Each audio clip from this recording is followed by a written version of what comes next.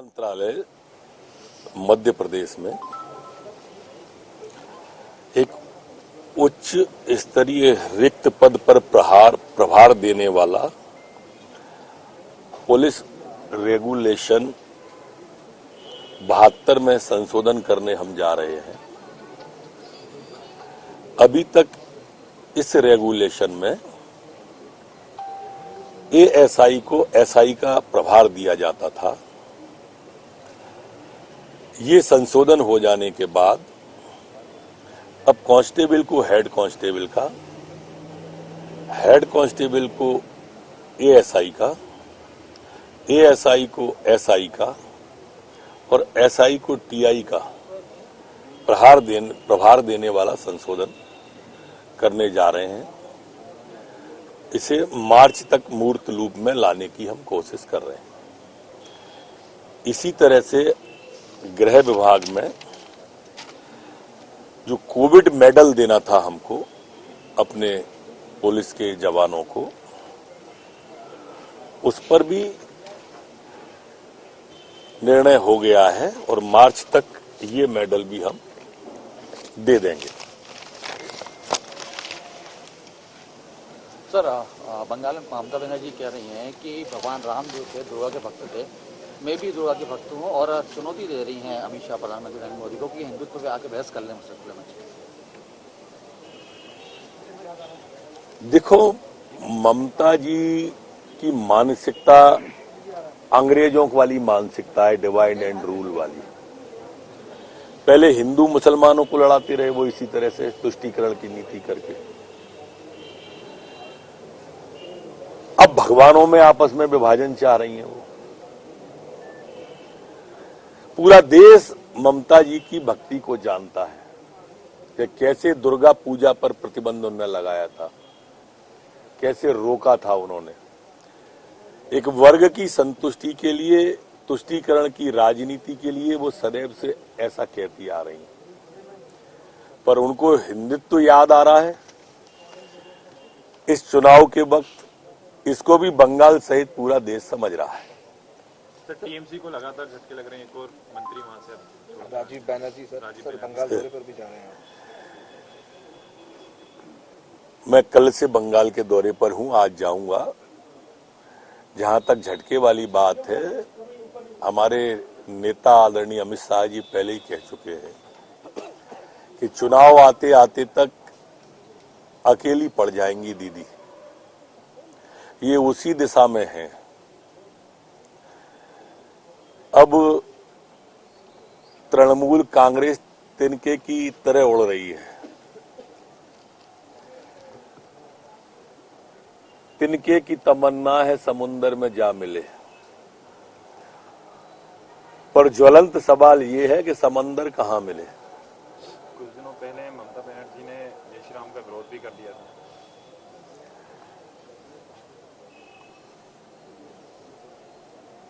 हम अगर पुरातन काल में जाएंगे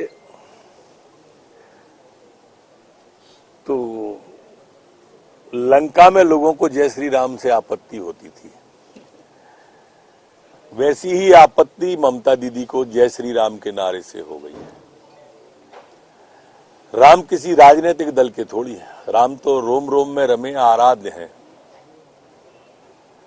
मुझे नहीं समझ आया, अगर वो भी मंच से बोल देती तो क्या जाता।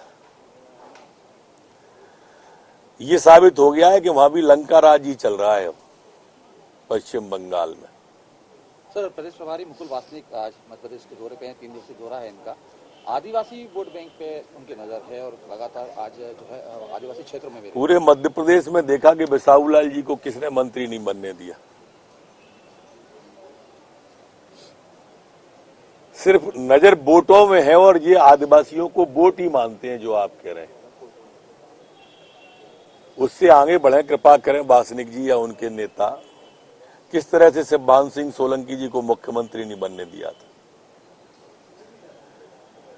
ये उनको वोटर न माने, प्रदेश का नागरिक तो माने, उनके हितों की बात तो करें। 15 महीने में क्या किया इनने उनके हित के लिए। जब ये पूछते हैं तो शून्य हो जाते हैं, हमसे बातें करने लगते हैं।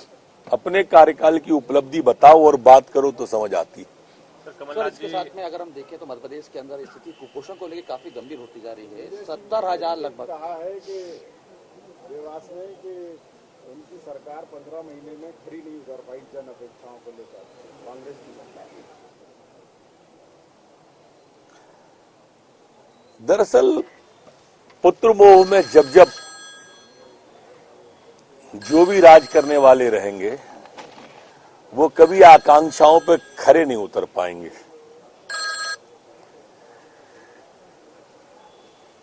और ये कांग्रेस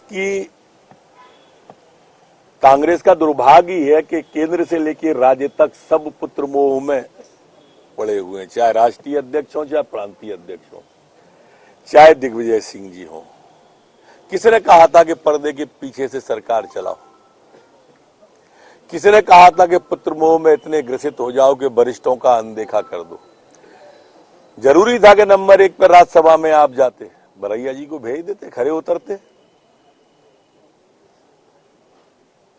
ये जो कर रहे हैं ना कृत्य, ये जनता है, ये पब्लिक है, सब जानती है। कमलनाथ जी 28 जो विधानसभा सीटें उपचुनाव जहां पर होते एक बार फिर से उसका सर्वे कराएंगे कि आखिर क्या ऐसी वजह रही नगरीय निकाय चुनाव की तैयारी। सर्वे पहले भी कराया था, टिकट देने के पहले लाखन सिंह जी ने बताया था ना, सब सर्वे धरे रह गए। तब सर्वे धरे रह गए तो अब सर्वे कहां से चल पड़ेंगे। अभी भी रखे ही रहेंगे। ये सर्वे है, ये चिट्ठियों के माध्यम से, ये ट्विटर के माध्यम से पार्टी चला रहे हैं। तो मुझे नहीं लगता है कुछ होगा। 5 दिन बाद बजट है, देश का बजट आ रहा है। सर आईएमएफ ने इसको लेकर आंकड़े जारी किए हैं। आईएमएफ ने इंटरनेशनल मॉनिटरिंग फंड क्या बोले कहा है कि बजट आ रहा है, केंद्र का बजट आने वाला है, लोगों को खास मध्य प्रदेश को किस तरह से देखना है? सर आईएमएफ ने कहा है कि मोदी सरकार के राज में अर्थव्यवस्था सुधर रही है और आंकड़ों में बढ़ोतरी होगी, चीन को भी पीछे छोड़ देंगे। लॉकडाउन के पीरियड में, कोरोना के काल में भारत की अर्थव्यवस्था, आईएमएफ अगर कहती है, वैश्विक संस्था, कि भारत की अर्थव्यवस्था सुधर रही है और भारत सुधरे हुए अर्थव्यवस्था में वैश्विक पटल पर उभर के आ रहा है, ये अपने आप में हम सब के लिए गौरव की बात है। हम प्रधानमंत्री जी की आर्थिक नीतियों के लिए, आम आवाम के लिए, सोच के लिए उन्हें साधुवाद और बधाई देते हैं माननीय नरेंद्र भाई मोदी जी को, कि उन्होंने इस तरह की नीतियां लागू की कि आज देश की तेजी से बढ़ती हुई अर्थव्यवस्था तब है जब लॉकडाउन और कोरोना काल चल रहा है। वो जो तथाकथित लोग थे जो कहते थे कि दिया जलाने से, थाली बजाने से कुछ नहीं होगा, उन्हें बता दूं कि मोदी जी दिया जलाना और थाली बजाने के साथ साथ वैक्सीन भी बना रहे थे और आज 125 देश लाइन में खड़े हैं वैक्सीन लेने के लिए और विश्व गुरु बनने के लिए भारत का एक सार्थक कदम मोदी जी ने बढ़ाया है।